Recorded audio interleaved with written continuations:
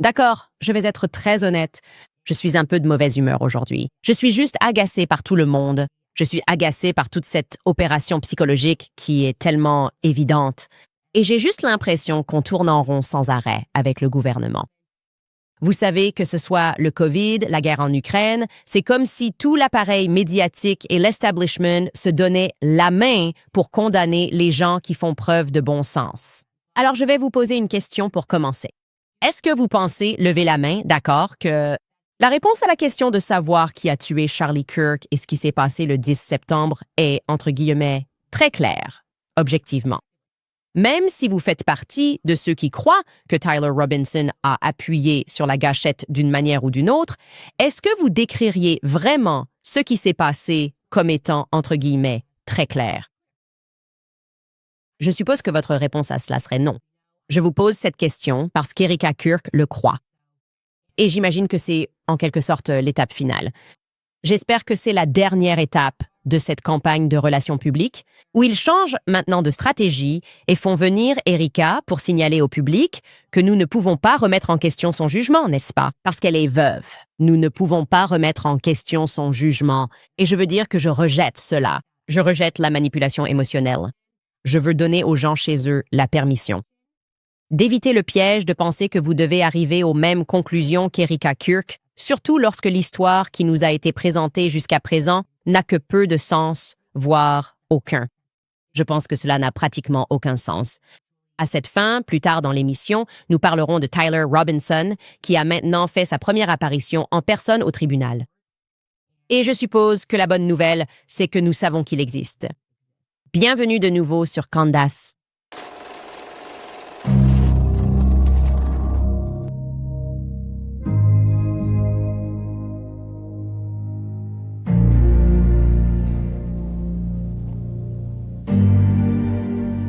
Alors commençons simplement par les points de discussion. Rejoignons les membres de la presse et les influenceurs. D'accord, voici ce que nous disons. Laissons-nous influencer. Point de discussion. Il y a une mission plus grande en jeu. Nous devons nous concentrer sur une mission plus vaste, plus importante. Un autre point de discussion, cela va ruiner le procès. Si vous continuez à penser que les choses n'ont pas de sens, vous pourriez ruiner l'affaire. Et bien sûr, le dernier point de ces éléments de langage, c'est que c'est une maladie, n'est-ce pas? Il y a quelque chose qui ne va pas chez vous à la maison si vous ne trouvez pas que ce que nous vous disons est vrai. Faites-nous confiance, d'accord? Vous n'êtes pas bien mentalement.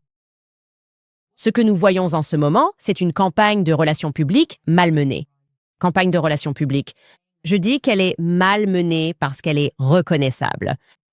Une bonne campagne de relations publiques n'est pas reconnaissable. Une mauvaise campagne de relations publiques est une campagne évidente. Et je vais demander respectueusement, même si je sais que cela ne sera pas respecté, je vais demander respectueusement à tous ces agents Smith dans cette matrice évidente d'arrêter. D'accord? Cette campagne de relations publiques, elle n'a pas cessé depuis que Charlie a été abattu. Honnêtement, elle était morte-née, d'accord? Nous n'avons pas confiance en cela, nous n'y croyons pas. Et pourtant, nous nous retrouvons étrangement dans cette position, où ils testent combien de fois ils peuvent répéter la même chose avant de convaincre tout le monde chez soi que c'est vrai, d'accord? L'équation qu'ils semblent appliquer, si c'est bien cette formule, ce sont des éléments de langage. Multipliés par 10 000, des experts qui parlent doivent donner des résultats, d'accord?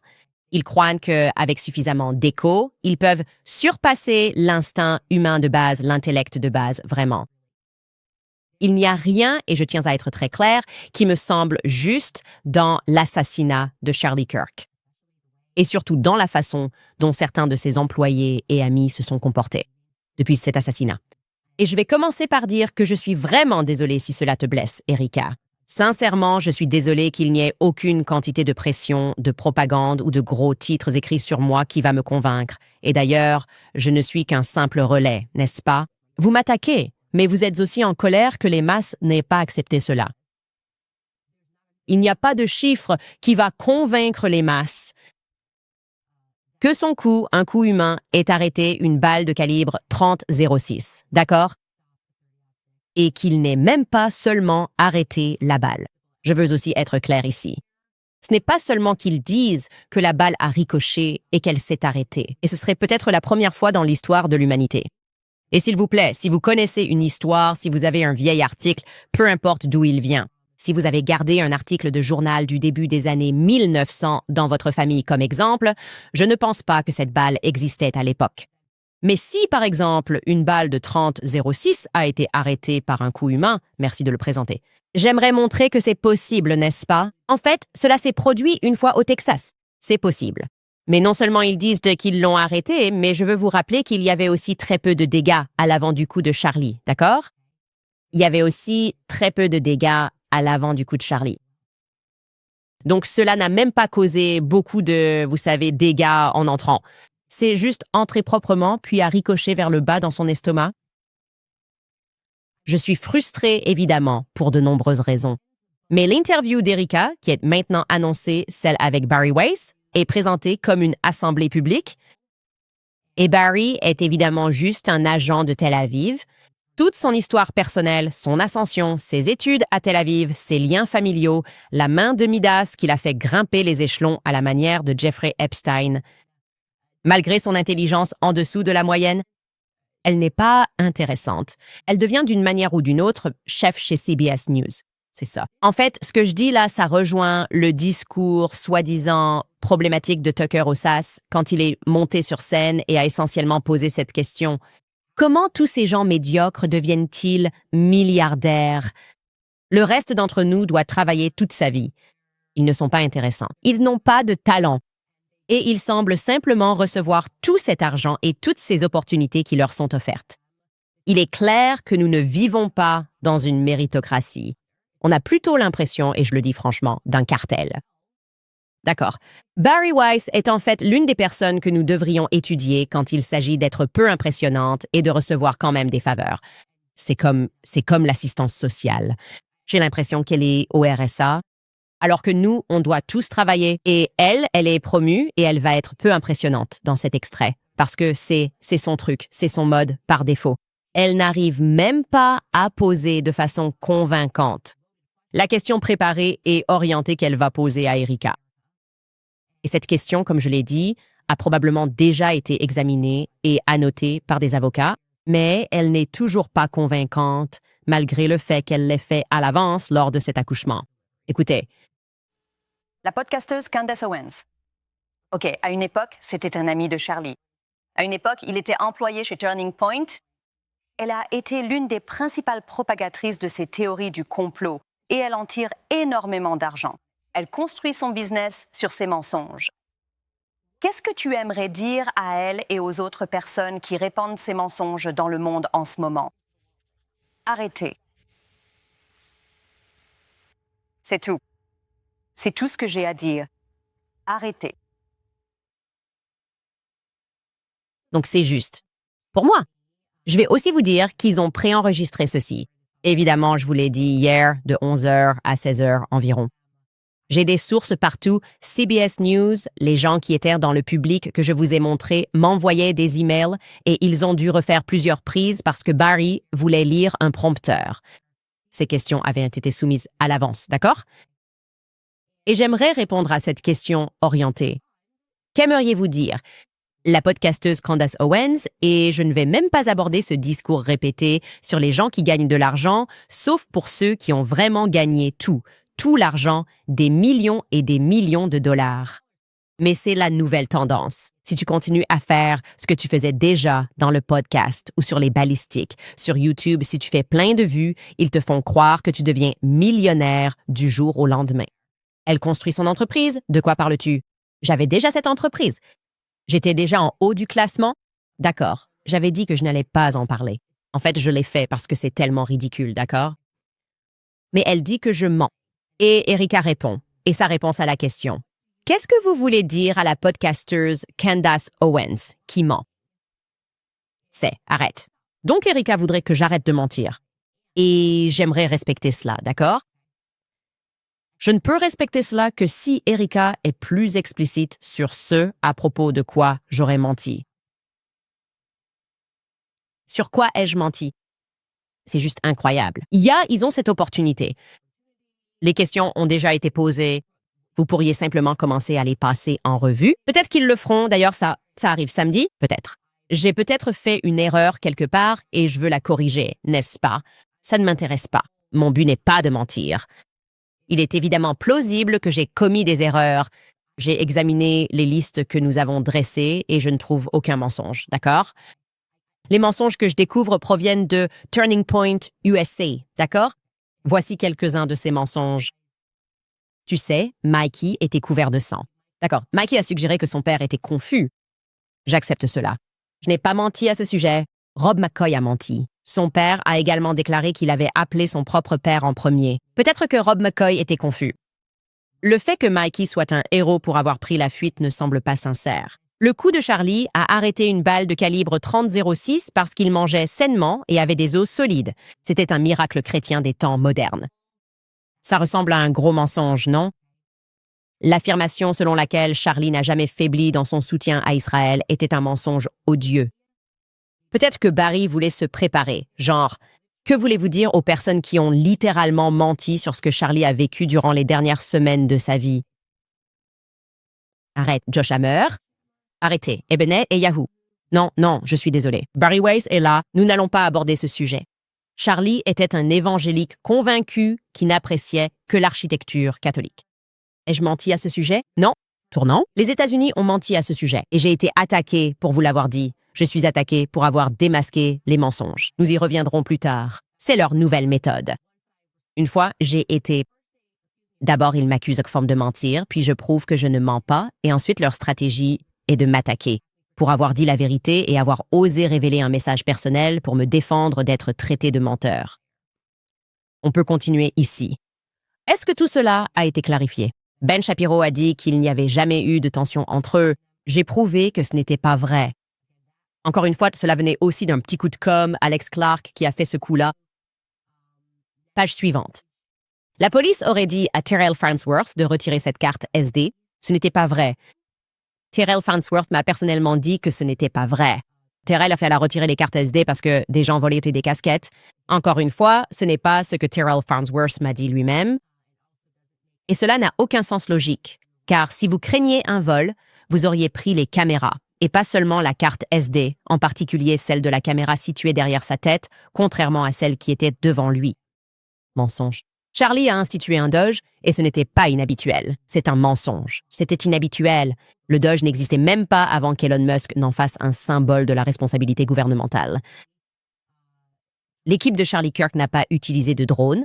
Gros mensonge. Brian Harpo a menti. Brian Harpo a également proféré un mensonge flagrant lorsqu'il a affirmé que le service de sécurité avait communiqué avec la police de l'UVU pour sécuriser ses toits. C'était un mensonge. Il s'agissait en fait du passage piétonnier derrière. Qu'est-ce que je vais obtenir ici? Qu'ai-je fait dans cette présentation sur laquelle j'aurais menti? Ai-je fait des erreurs en cours de route? Oui, je ne suis pas parfait. Et je corrigerai toujours ces erreurs. Donc je vous demande de me dire sur quoi j'ai menti.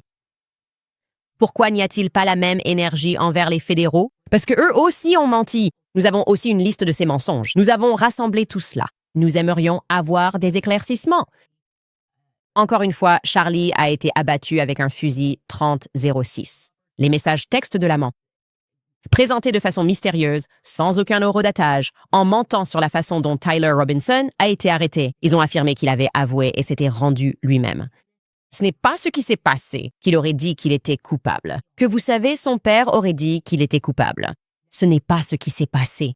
Jamais révélé que Tyler Robinson était au Dairy Queen après l'assassinat. Il jetait des vêtements, comme je vous l'ai montré, au cimetière. Cela pose un problème pour la chronologie. Nous aimerions avoir des éclaircissements. C'est une bizarrerie. Ils ont dit « Tyler Robinson a été arrêté en portant une chemise bordeaux ». En réalité, ce n'était pas vrai non plus.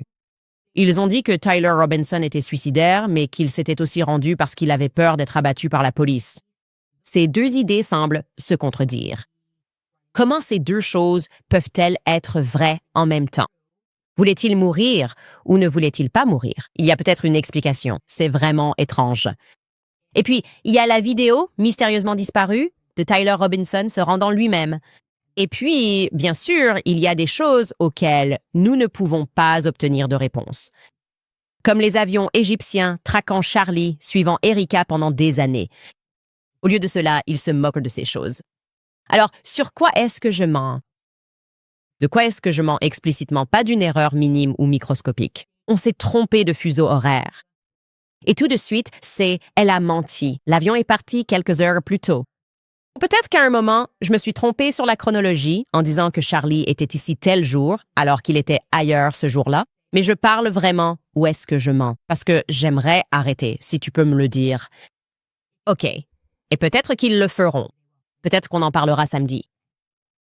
Et d'ailleurs, pour être clair, je dis aussi la vérité. Ce n'est pas mon opinion que ces questions ont été présélectionnées, c'est un fait. C'est un fait. J'ai dit, nous avons des informateurs. Les questions ont été présélectionnées. Et l'une des questions présélectionnées était destinée à Erika, et cela sera révélé samedi, préparant le terrain pour qu'elle condamne l'antisémitisme, à quoi elle répond et s'exprime, comme je te l'ai dit hier. Comment? Turning Point organisera un dîner de Shabbat. Et au cas où la direction prise par CBS sous la direction de Barry Weiss ne serait pas claire. Ils ont même fait venir, lors de cette assemblée publique, le père de la jeune femme qui a été abattue à Washington, D.C., au musée juif.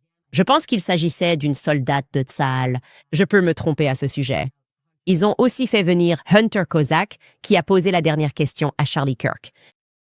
Ils ont rempli le public de personnes sélectionnées par CBS, des républicains des universités, avec des questions choisies par CBS.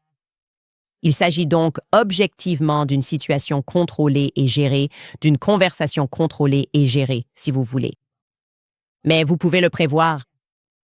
Si vous êtes chez vous ce samedi et que vous regardez ça, et que vous êtes juste une personne ordinaire parmi tant d'autres, et que vous vous dites « ça a l'air vraiment scénarisé », les influenceurs vont se manifester et vous qualifier de maléfique, voire démoniaque. Comment osez-vous poser cette question? Quoi? Vous plaisantez, j'espère? C'est comme si on vous interdisait de dire que tout cela semble scénarisé, même si, depuis le 10 septembre, j'ai l'impression que c'est scénarisé. Mais ce n'est pas tout. OK, nous allons en savoir plus, car Erika s'est également entretenue avec Glenn Beck de Blaze TV. Encore une fois, tout cela fait partie d'une campagne de relations publiques pour le prochain livre de Charlie sur le respect du Shabbat, que je ne lirai pas car je suis chrétien. Donc, j'aimerais déjà dire non. D'accord. Bref, l'interview de Glenn Beck comporte plusieurs moments forts, si l'on peut dire. Avant tout, Erika insiste sur le fait qu'elle croit que la vérité est évidente. Écoutez plutôt. Je ne sais pas comment tu gères ça, Eric. Je ne sais pas comment on fait pour être entraîné là-dedans. Tu sais, on t'accuse d'être impliqué dans la mort et toutes ces choses folles et maléfiques. Oh, c'est malsain. Que Dieu te bénisse. Que Dieu te bénisse. C'est absolument vrai. Ma famille compte plus que tout pour moi. Turning Point USA a toujours fait partie de notre vie et a toujours été si bon envers Charlie, et Charlie était bon avec son équipe. Tout le monde aimait Charlie. Je comprends. Tout le monde veut une réponse à ce mal. Et parfois, la réponse est très claire. Oui. La vérité Et est très claire. Donc, je veux d'abord dire, avant tout, The Glenn, merci d'avoir posé cette question. Je n'arrive toujours pas à trouver à ce jour parce que pour moi, cela ressemble vraiment à l'ultime homme de paille. Aucun commentateur n'a explicitement accusé Erika d'avoir tué Charlie Kirk. J'ai vu des manipulations psychologiques d'influenceurs, essayant de dire que si tu critiques Turning Point, c'est comme accuser Charlie Kirk d'accuser Erika Kirk d'avoir tué son mari, ce qui est complètement ridicule. Mais je n'ai jamais vu ça, ou alors je l'ai raté. J'en ai vu beaucoup, quelqu'un sortir et dire « Erika Kirk a assassiné Charlie ». Mais c'est toujours ce qu'ils mettent en place, c'est comme « je ne sais pas comment tu es ». J'ai vu des gens fouiller dans son passé. J'ai vu des gens parler de sa fondation caritative en Roumanie. J'ai vu des gens s'intéresser à sa mère, tout ça. J'ai vu tout ça, mais je n'ai pas encore vu d'où vient cette idée qu'ils essaient sans cesse d'implanter dans nos esprits que poser la moindre question équivaut à l'accuser de meurtre. Que ça, même ça, me semble manipulateur, puis arrive cette question totalement spontanée de Glenn Beck. Totalement spontanée, n'est-ce pas? Et là, on va avoir un recours extrême à l'argument d'autorité, ce qui est, bon, si on ne veut pas répondre à aucune question, on va juste dire « Vous ne comprenez pas. Comment fonctionne le tribunal? Vous ne devriez pas poser de questions, car cela pourrait compromettre le procès à venir. Écoutez un peu. Êtes-vous inquiet que son assassin soit au tribunal aujourd'hui? Êtes-vous préoccupé par la possibilité d'avoir un jury qui n'a pas été influencé? Non, c'est une vraie question, Glenn, et toi, tu comprends ça. Beaucoup de gens ne comprennent pas, et je pense que nous devons mieux éduquer nos citoyens sur le fonctionnement de notre système judiciaire. Beaucoup de gens ne savent pas comment se déroule réellement un procès. Je suis très curieuse de voir comment l'affaire United Healthcare va se dérouler. Nous vivons à une époque où les réseaux sociaux peuvent absolument avoir un impact. Je le ressens vraiment. La raison pour laquelle je dis cela, c'est parce que je ne veux pas d'un jury biaisé. Je veux que justice soit faite pour mon mari. Chaque fois que nous avons des pistes, chaque fois que nous entendons quelque chose, nous le transmettons aux autorités. Nous ne plaisantons pas avec ça. Aucun d'entre nous n'est impliqué dans le meurtre de mon mari. Aucun d'entre nous. Turning Point USA, moi-même, toutes ces autres accusations folles, aucun d'entre nous n'est concerné. D'accord, c'est ce que je veux dire. J'ai juste l'impression qu'on refait sans cesse la même chose encore et encore. En politique, on peut appliquer ça à n'importe quelle situation. C'est comme ça que ça commence. C'est comme s'ils inventaient un récit, et ça paraît vraiment stupide. Genre, c'était probablement le COVID, peu importe. Et puis les gens commencent à se poser des questions parce que ça paraît vraiment stupide. Et ensuite, ils te disent genre « Oh, j'aimerais que vous soyez plus instruits en sciences. J'aimerais que vous soyez plus instruits sur les médecins et les infirmières et genre, vous n'y êtes tout simplement pas. J'aimerais pouvoir vous expliquer comment ces choses fonctionnent. Vous allez devoir faire confiance aux experts. » Et oui, en fait, je pense aussi que, puisque vous ne faites pas confiance aux experts, on va devoir censurer des gens sur les réseaux sociaux comme ils l'ont fait pendant le COVID, parce que les réseaux sociaux posent problème. En fait, le problème, c'est la liberté d'expression, au final, non? Le problème, c'est qu'il y a des gens sur les réseaux sociaux qui tiennent des propos de bon sens et ils ne comprennent pas ça, d'accord? C'est comme « ça ne marche pas pour moi. Ça ne marche pas pour moi et ça ne devrait pas marcher pour vous non plus. » Et cette prochaine partie, c'est là où nous abordons les éléments de la psychose de formation de masse, c'est-à-dire quand ils essaient de modifier notre comportement, le comportement des masses, et ils veulent en quelque sorte que nous nous rassemblions tous autour de cette idée. Et c'est en fait la psychologie du « nous sommes tous dans le même bateau » que vous allez voir. L'élément d'appel supérieur du conditionnement psychologique. Vous vous concentrez sur les détails de ce jour-là et sur la question de savoir si le gouvernement est impliqué dans l'assassinat de Charlie Kirk. Mais Tim Pool vous dit les élections de mi-mandat. Il y a les élections de mi-mandat et il y a d'autres choses. C'est ça l'appel supérieur, non? Les masses devraient se rassembler autour de cet appel supérieur. Même si cela va à l'encontre de votre instinct de masquer votre tout-petit, même si cela va à l'encontre de votre instinct de laisser votre grand-mère mourir seule à l'hôpital, même si quelque chose hurle en vous et que vous vous demandez « Pourquoi tout cela semble-t-il abusif ?» comme si c'était abusif envers les tout-petits, abusif envers nos grands-parents, les laisser mourir seuls. Pourquoi est-ce que ça donne cette impression? Pour moi, mon instinct me dit qu'on ne devrait pas mettre de masques médicaux sur des tout-petits qui ne peuvent pas voir les expressions. Eh bien, l'appel supérieur, c'est que vous devriez toujours ignorer votre instinct, n'est-ce pas? Parce que nous sommes tous dans le même bateau et qu'il y a quelque chose de plus grand auquel nous pouvons aspirer. Vous devriez aller à l'encontre de votre instinct, et c'est ce qui arrive ensuite. Écoutez ça.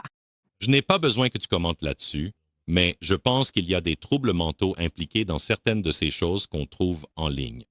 Je pense que C'est triste. je ne vais pas perdre mon temps. Je ne vais pas perdre mon temps à combattre les gens. Aller au clash, insulter les gens, ce n'est tout simplement pas moi. Ce n'est pas comme ça que Charlie fonctionnait, nous. Je n'ai aucune raison de sombrer dans un endroit aussi sombre. Je suis tellement fatiguée de cette fracture. Ce qui me rend fou, c'est que Charlie, il a travaillé, il a pourvu à nos besoins et il nous a bénis avec tant de choses comme littéralement son livre. Il nous a transmis tellement de sagesse, tellement. C'est vraiment un excellent leader d'opinion. Il nous a bénis avec une concentration sans faille sur la mission, sur le fait de sauver ce pays. Mais au lieu de ça, on est tellement focalisé sur qui a fait quoi. Oui, on va éclaircir tout ça. Oui, c'est une affaire de meurtre. Il n'est pas mort dans un accident de voiture. Oui, cela sera pris en charge. Mais l'héritage de mon mari ne se résume pas à son meurtre. L'héritage de mon mari, C'est- ce qu'il a laissé derrière lui. Je rejette simplement cela. Je le rejette. Il y a un appel plus grand auquel nous devons tous répondre. Et l'héritage de... En réalité, l'héritage, si nous découvrons que le gouvernement est impliqué, et il me semble, ainsi qu'à beaucoup de gens à l'extérieur, que le gouvernement est impliqué, sinon cela ne nécessiterait pas l'intervention de tous les départements du gouvernement. Utiliser la propagande pour nous convaincre contre le bon sens. D'accord. Et si nous découvrons que le gouvernement est impliqué, alors en fait, son héritage sera cela. Une personne qui s'est entièrement consacrée à aider les autres à se faire élire, qui s'est donné corps et âme à cette machine politique, a finalement été tuée par elle. Et je pense que cela compte pour beaucoup de gens. Et je pense qu'il est évident que cela compte pour beaucoup de gens. Parce que ce qui ressemble à une campagne de propagande à $1 milliard contre cela ne semble pas fonctionner. Il y a quelque chose de très important que nous sommes sur le point de découvrir ici.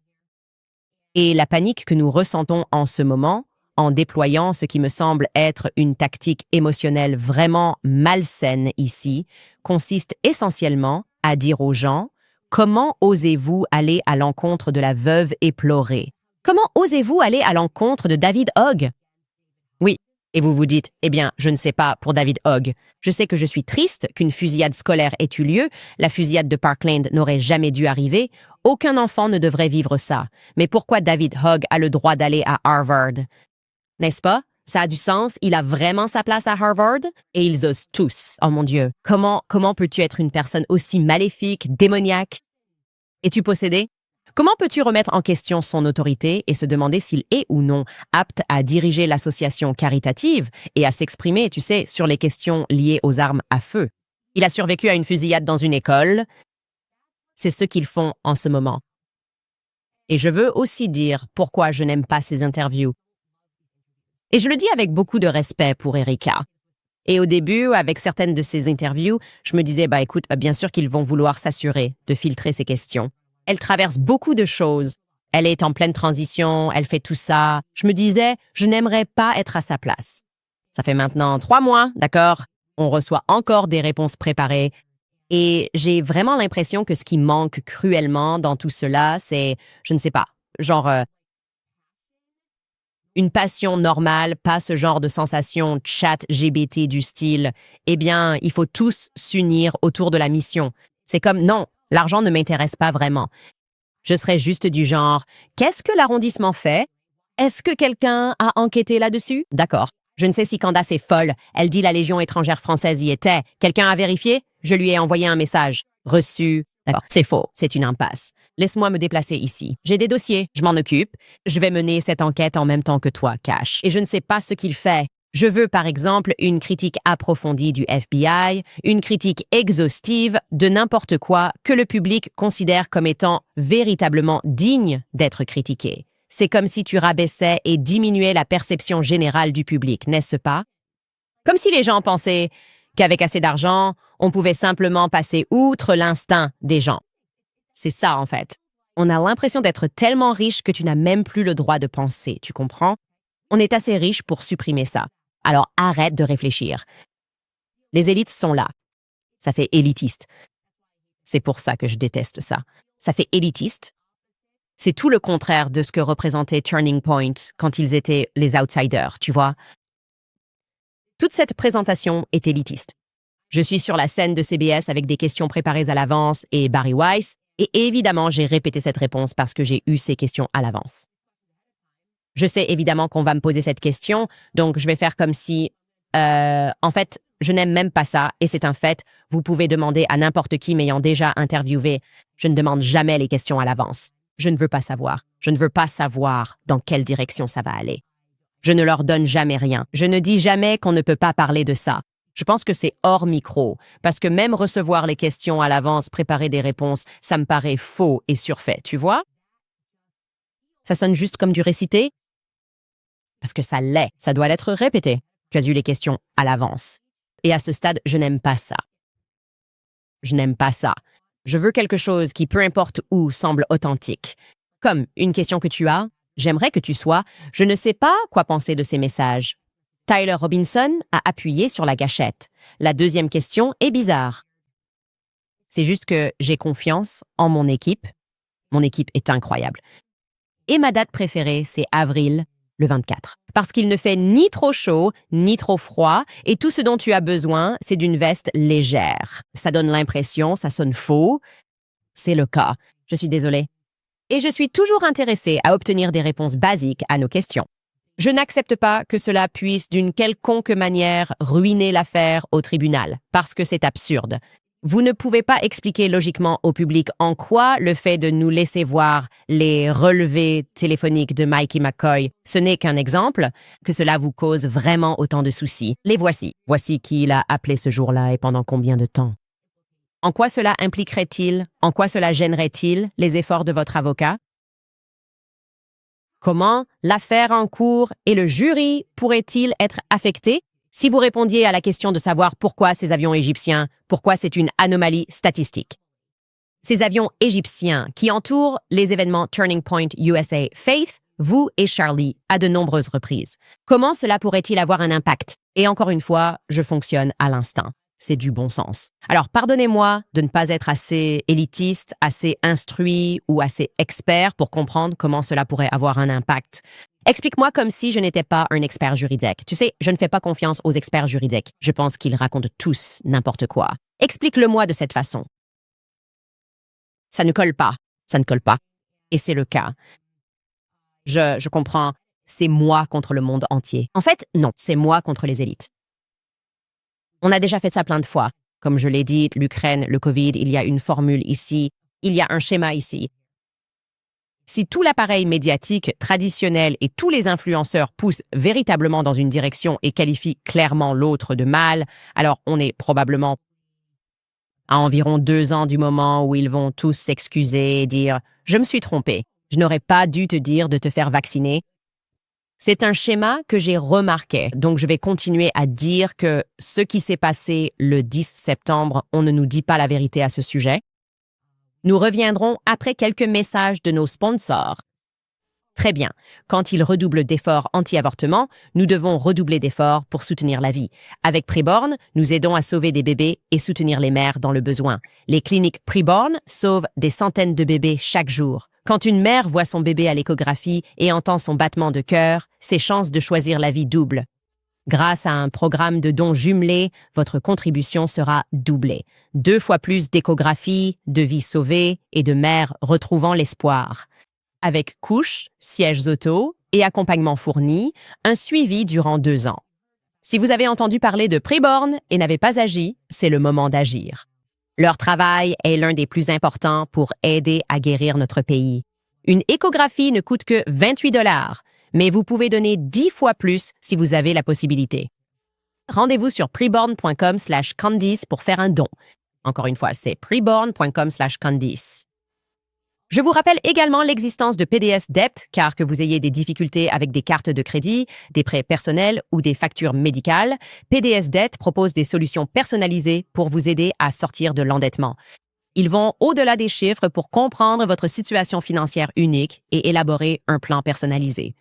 Il est conçu spécialement pour vous. Aucun score de crédit minimum n'est requis. Ils sont là pour vous aider à économiser, à rembourser vos dettes plus vite et à remettre l'argent là où il doit être, dans votre poche. PDS Debt est noté A+ par le Better Business Bureau. Il a des milliers d'avis 5 étoiles sur Google et à 5 étoiles sur Trustpilot. Pourquoi? Parce que PDS a aidé des centaines de milliers de personnes à sortir de l'endettement. Chaque mois d'attente vous coûtera plus d'intérêts et de frais. Le meilleur moment pour commencer, c'était probablement hier. Le deuxième meilleur moment, c'est maintenant. N'attendez pas 1 mois de plus. Reprenez le contrôle en 30 secondes. Obtenez votre évaluation personnalisée gratuite et la meilleure option pour vous en visitant pdsdebt.com/Candice. Encore une fois, pdsdebt.com/Candice. C'est ça l'ambiance. Nous sommes trop riches. Nous sommes l'élite. Nous sommes riches. Nous sommes puissants, nous avons des relations.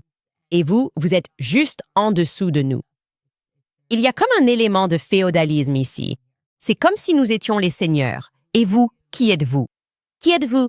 Nous pouvons nous le permettre et nous allons continuer à pousser. Et tant que vous ne croirez pas ce que nous disons qu'il s'est passé, même si ça n'a aucun sens, c'est frustrant. Moi, ça me frustre. Et encore une fois, j'ai été claire. Je pense que Tyler Robinson était impliqué ce jour-là. Je pense qu'il y avait plusieurs personnes impliquées ce jour-là. Évidemment, plusieurs étaient impliqués. Je pense qu'il a pris des vêtements et les a cachés dans le cimetière ou peu importe, à côté du Dairy Queen. Mais je ne pense pas qu'il était sur le campus ce jour-là. Je ne le pense pas. Je ne crois pas que Tyler Robinson était sur le campus ce jour-là. Et j'aimerais aussi souligner à quel point il leur serait facile de nous donner quelque chose de crédible. Comment ferait-il? Aidez-moi, les gars! Encore une fois, je ne suis pas un expert juridique. Glenn Beck comprend ces choses-là, mais moi, qui suis-je? Je suis vraiment désolée, Glenn. Je ne l'explique pas à nous. Mais je ne comprends pas pourquoi, s'il publiait simplement une photo, une vidéo de lui en train de tirer, puisqu'il y a une vidéo de ça. En quoi cela ruinerait-il leur dossier? En quoi cela ne soutiendrait-il pas leur dossier, en fait, et ne le soutiendrait-il pas aussi auprès du public? Ce serait la première chose que je ferais. Plutôt que d'essayer de déployer cet effort de propagande, il pourrait simplement présenter quelque chose de solide, quelque chose qui ne soit pas bancal dans toute cette histoire. Et je pense que ce serait ma décision. Je dirais simplement, voilà, tenez. Voilà, content que vous puissiez le voir, il a tiré et vous allez voir Tyler Robinson sauter en bas. Et cela n'aura aucun impact sur son dossier, parce que comment cela pourrait-il en avoir? C'est une affaire simple et évidente. Il a rédigé toute sa confession. Vous voyez les images. Non, ils ne peuvent pas faire ça. Eh bien, les gars, je suis content d'apprendre que Tyler Robinson n'est pas une IA. Parce que, franchement, c'est tellement étrange qu'on ne puisse rien voir à son sujet. Évidemment, je fais de l'ironie. Mais il a enfin fait une apparition en personne. Il a comparu pour la première fois physiquement devant le tribunal. On aurait dit qu'il souriait un peu. Je n'ai pas ressenti l'énergie de quelqu'un qui craint la chaise électrique.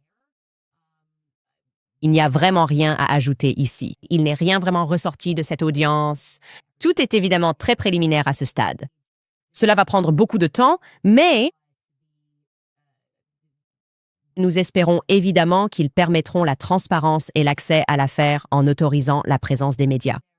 Les organisations médiatiques, même pour cette affaire, demandent la transcription de l'audience et nous espérons en avoir plus. Mais il existe, d'accord? Nous vous tiendrons au courant. Dans d'autres actualités, ou plutôt ce qui m'agace, c'est surtout les gens qui me détestent et qui consacrent chaque minute à ça, parce que apparemment ils ont le droit de générer des clics grâce à mon nom. Moi, je n'ai pas le droit de parler de ce que je veux dans mon émission, mais eux peuvent parler de ce qu'ils veulent encore et encore dans la leur.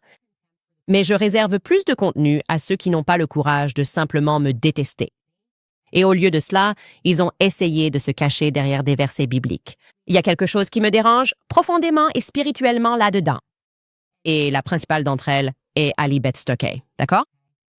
Elle se présente comme si son image de marque était celle d'un christianisme irréprochable et pur, et qu'elle œuvrait beaucoup en coulisses.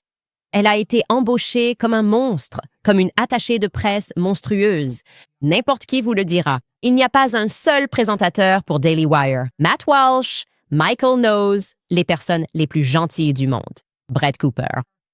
Cela permettra de défendre l'actuel agent de relations publiques d'Alibeth Stockey, qui est littéralement déterminé à faire avancer la cause d'Israël par tous les moyens nécessaires. Par exemple, en envoyant quelqu'un me suivre après que j'ai quitté l'entreprise, pour essayer de me faire passer pour une mauvaise personne à la caméra. Elle conserve des dossiers, coupe les propos des gens en leur contexte, puis les envoie à des personnes comme Ian Miles Chong. Je veux dire, c'est une mauvaise personne qu'Alibeth a engagée, mais on est censé croire qu'Alibeth est chrétienne. Et de toute façon, je veux souligner cela parce qu'elle est maintenant.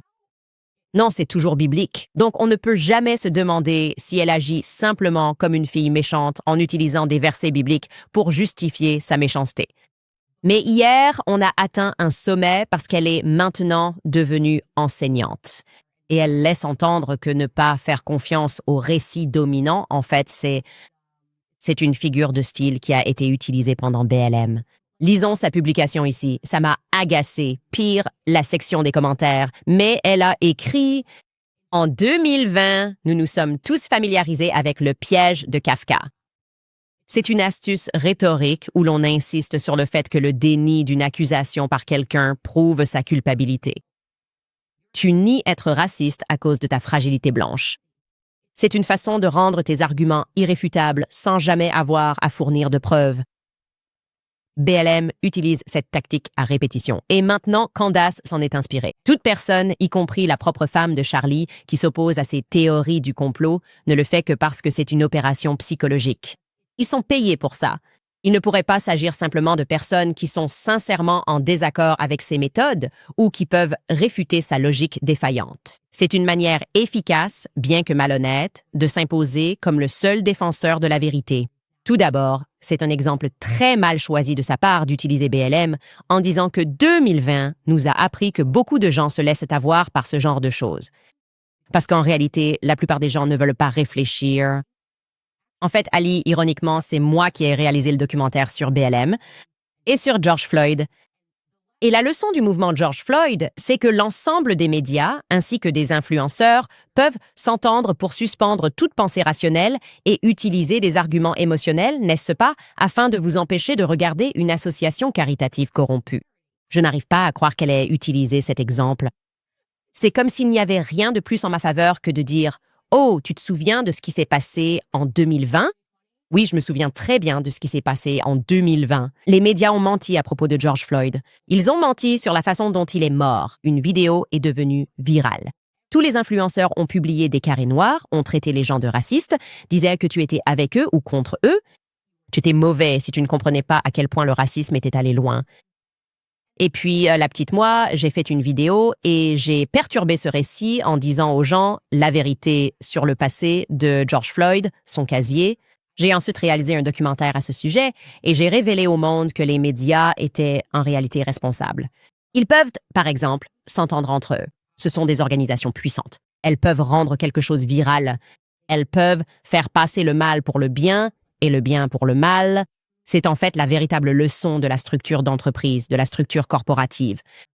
Face à cela, il n'y a vraiment que quelques personnes qui disent la vérité, des gens qui sont réellement prêts et osent remettre en question ce récit, d'accord?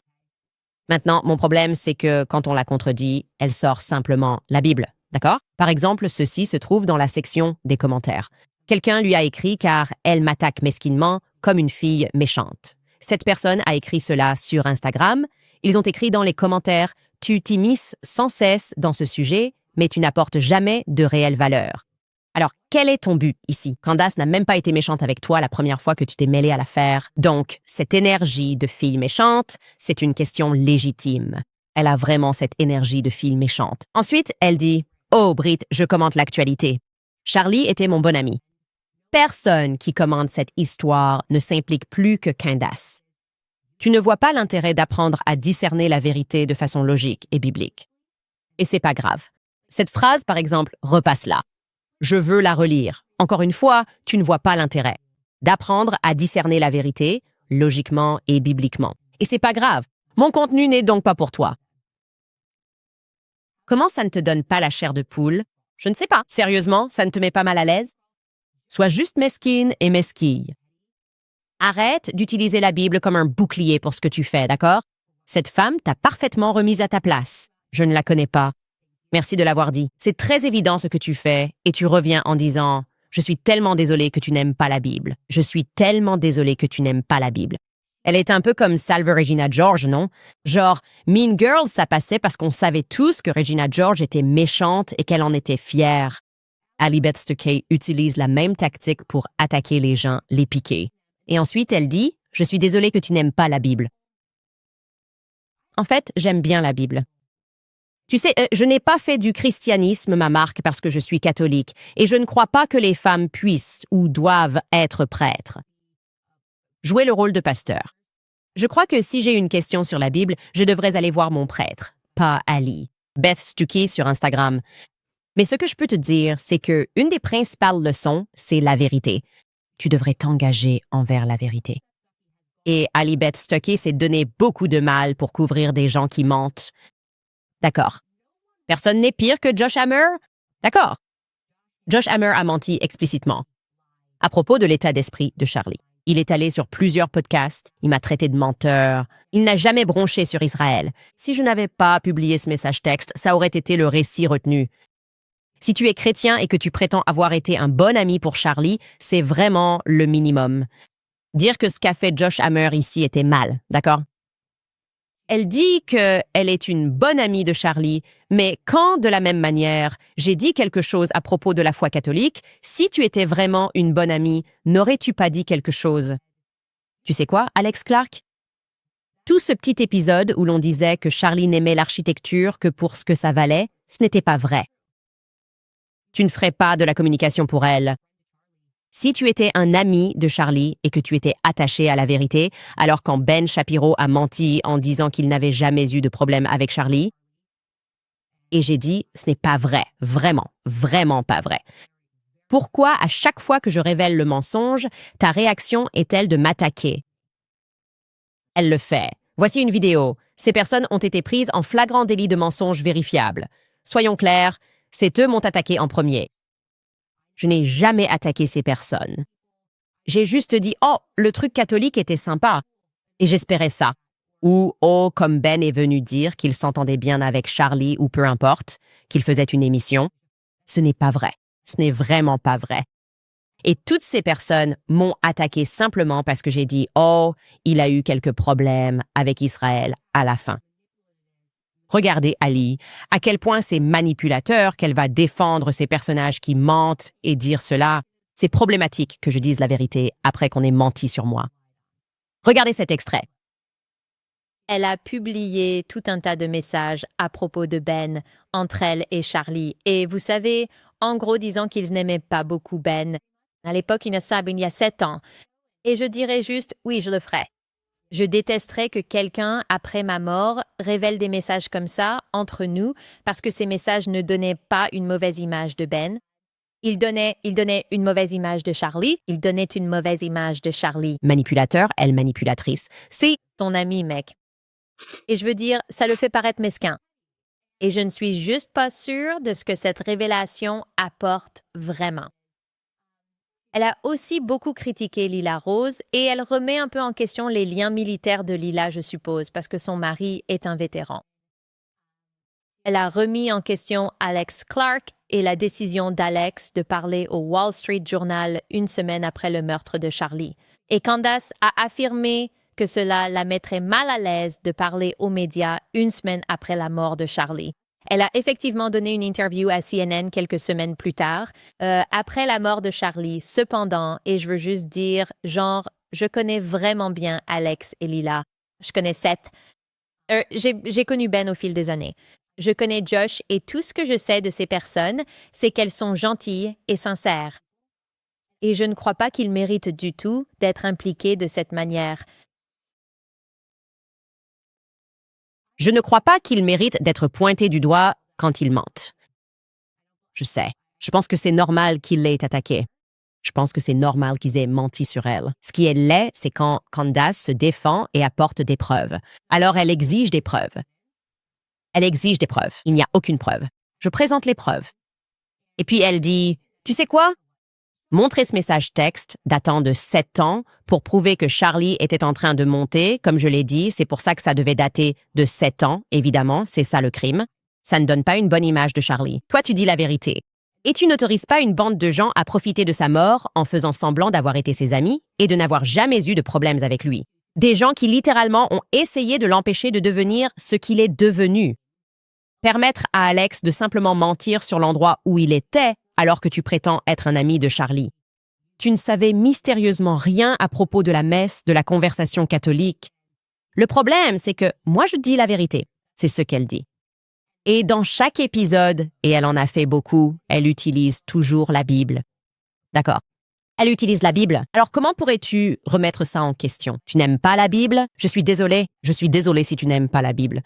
Devrais-je faire ça à chaque épisode? Devrais-je dire, je suis désolée si tu n'aimes pas la Bible, je suis la Bible. Donc je veux juste dire, même ces gens qui mentent, n'est-ce pas? Eh bien, la Bible dit que je ne pense pas qu'il soit juste que tu dénonces mes amis quand ils mentent. C'est du tribalisme pur et dur au service de la cause judéo-chrétienne. C'est ça qui lui importe. Elle est sioniste et elle défendra les personnes qui sont sionistes, même lorsqu'elles sont prises en flagrant délit de mensonge. Et ce n'est pas de l'amitié, c'est de la malhonnêteté. Et comme je l'ai dit, tu devrais avoir honte de toi de citer les Écritures, d'utiliser les Écritures, de manipuler des chrétiens bien intentionnés pour leur faire croire que leur position chrétienne devrait être de ne pas dénoncer les mensonges, de ne pas combattre les mensonges, de simplement les laisser se produire. Je n'aime pas ça du tout. Et comme je l'ai dit, j'ai un mépris particulier pour les personnes qui viennent au nom du Seigneur lorsqu'elles manipulent. C'est pire que la haine. Tu peux me détester gratuitement. Tu n'as pas besoin de t'emparer de la Bible pour le faire. Faisons une petite pause et je répondrai à certaines de vos questions. Très bien. Vous savez, je vous dis que mon équipe et moi adorons les bâtonnets de bœuf Paleo Valley, en particulier leurs bâtonnets de viande faits à partir de bœuf 100% nourri à l'herbe, provenant de petites fermes régénératrices ici, en Amérique. Ainsi, vous pouvez vous sentir bien par rapport à ce que vous mangez et à ce que vous soutenez.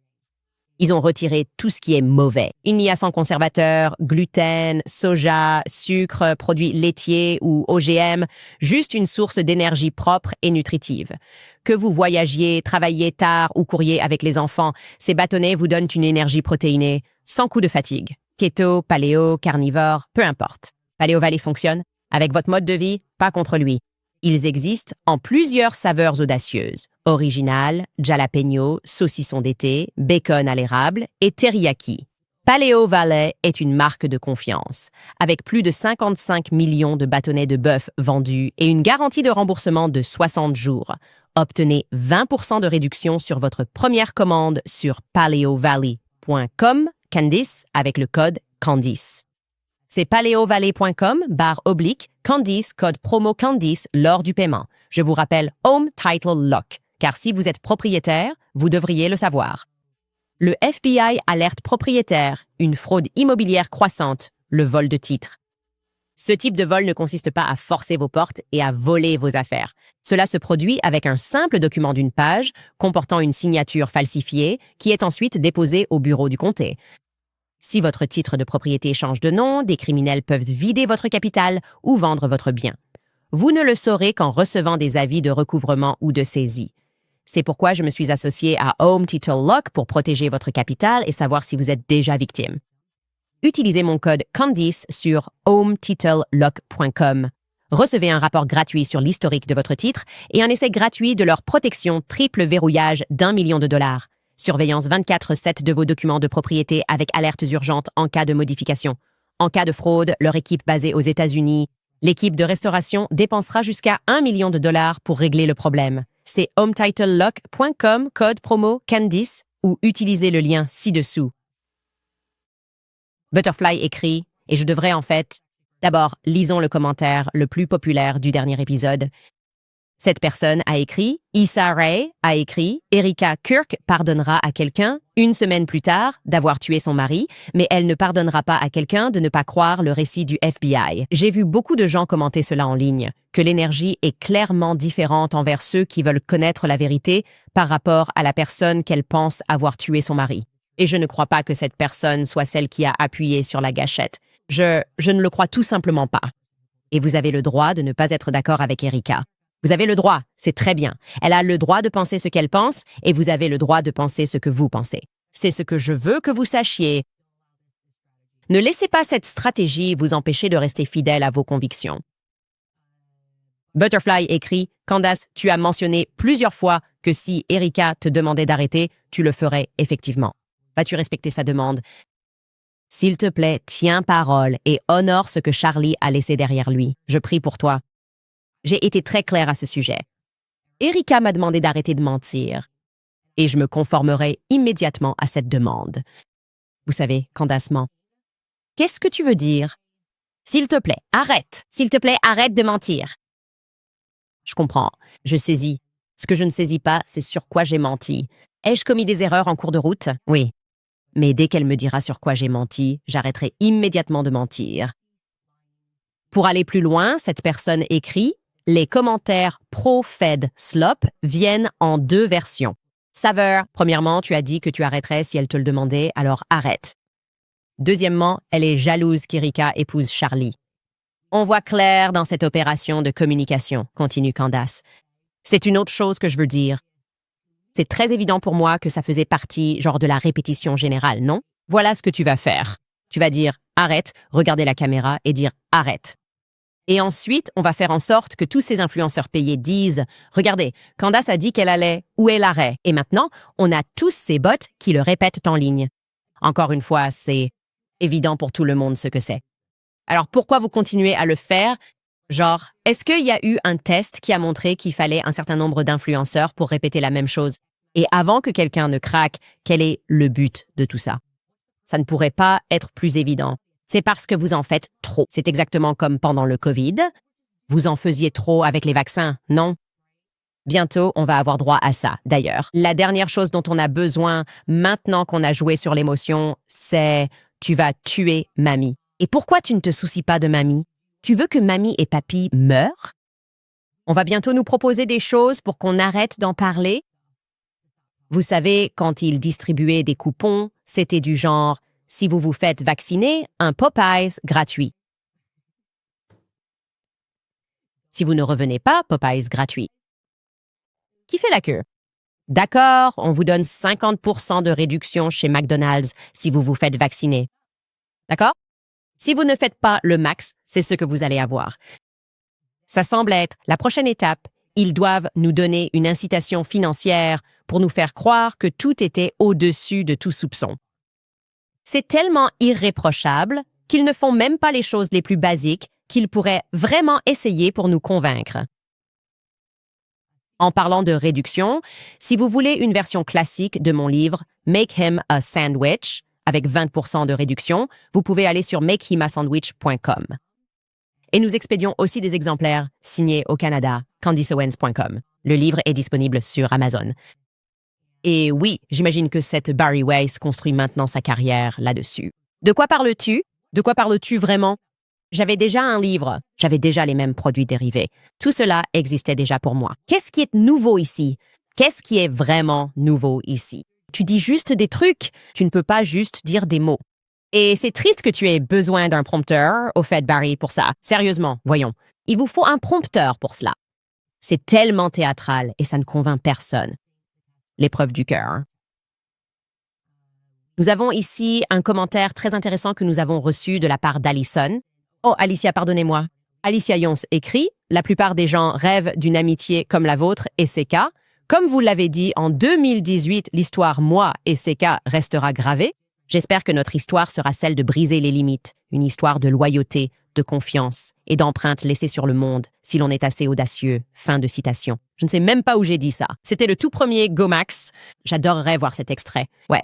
Au fait, pour revenir au commentaire précédent à ce sujet, elle est aussi jalouse d'Eric. De quoi parles-tu? Quand Charlie et moi partions sur la route ensemble, juste pour que vous sachiez, voici un petit fait amusant. J'avais un petit ami pendant tout ce temps. Ce n'était tout simplement pas possible. Je n'étais pas du tout le genre de Charlie. Et Charlie n'était pas du tout mon genre non plus. D'accord? C'était juste comme un petit frère. C'était vraiment un petit frère et on s'est beaucoup amusés ensemble. Donc c'est ridicule, cette étrange insistance. Ça transpire la même forme de désespoir.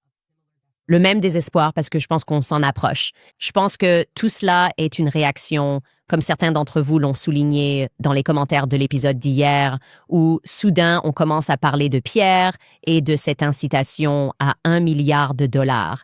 Et ils sont devenus fous. Ils ont commencé à aller à fond. Donc nous devrions rester concentrés sur nos enquêtes.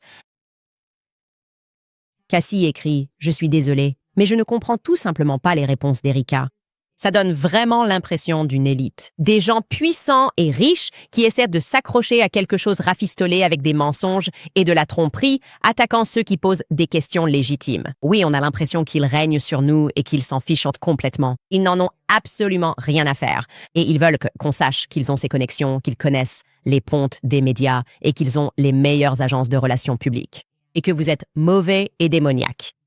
Et parce que vous voulez gagner 100 $ par jour si vous faites des vidéos sur YouTube à propos de balistique ou même des milliers de dollars par jour.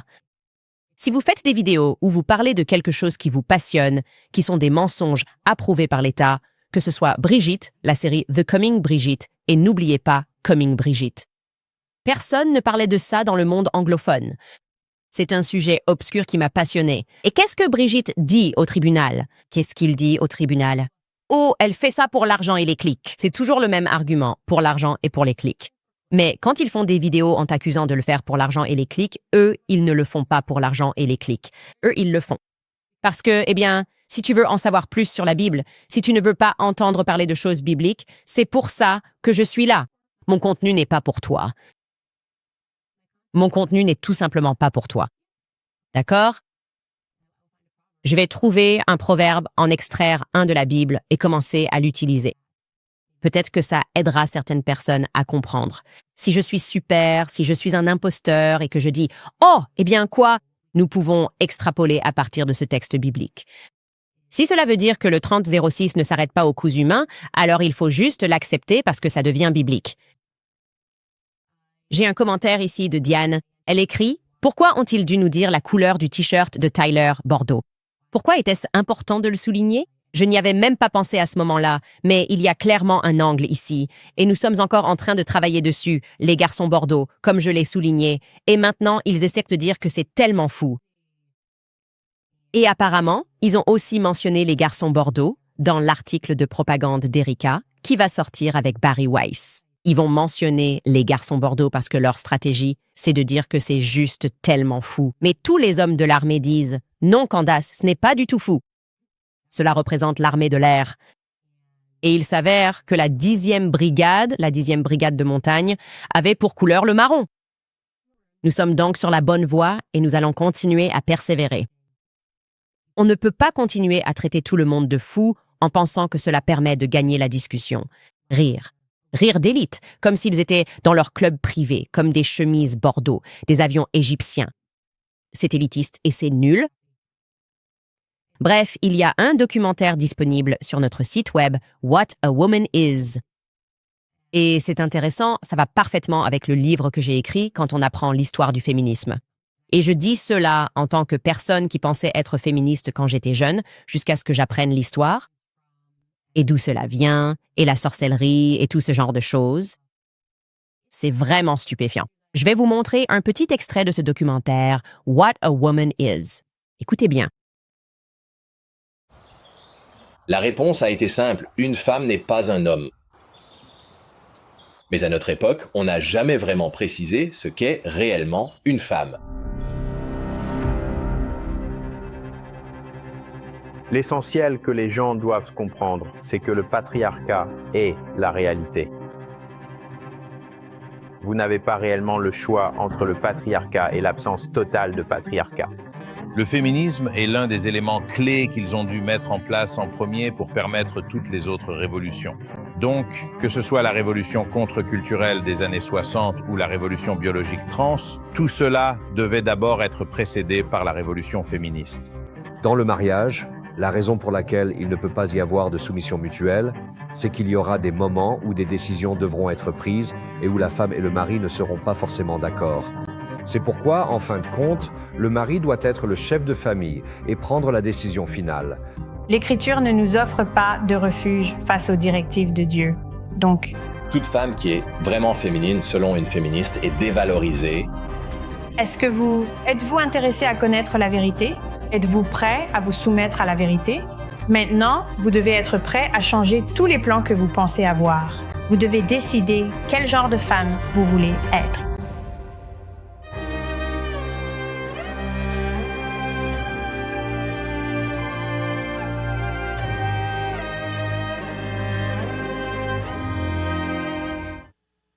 J'ai écrit le livre « Faire un sandwich », car en étudiant l'histoire du féminisme, j'ai été choquée. Si vous êtes féministe ou si vous vous dites « Oh, j'ai toujours pensé que c'était une question d'égalité des sexes », ce que je pensais aussi. C'était mon paramètre par défaut à l'école. Creusez plus profondément. Mettez-vous au défi d'apprendre l'histoire du mouvement féministe et ce qu'il dit est vrai. C'était la première révolution qui devait avoir lieu pour que toutes les autres puissent suivre. Et bien sûr, c'est le cas. CIA approuvé par le gouvernement. En réalité, beaucoup d'hommes homosexuels sont derrière tout ça, si je dois être explicite. Quoi qu'il en soit, ce documentaire est désormais disponible sur notre site Internet. C'est gratuit, évidemment, si vous êtes déjà abonné, et si vous voulez simplement regarder cela sans vous abonner, peut-être que ce n'est pas le bon moment économiquement pour vous. Vous pouvez simplement le regarder en paiement à la séance pour $1 et 99 cents si vous n'êtes pas abonné. D'accord, il y a encore juste quelques commentaires que je vais lire. Jen Marquez écrit « Ma contribution à vos centaines de milliers de dollars par vidéo ». La réponse de Tepusa à tout cela semble vraiment inspirer confiance. La science et le casting sont tout aussi sympathiques et crédibles que Fauci lui-même. Allez Max, nous sommes derrière toi, nous prions toujours pour toi. Merci d'avoir dit cela. Je veux aussi être clair, mon problème n'est pas avec Erika.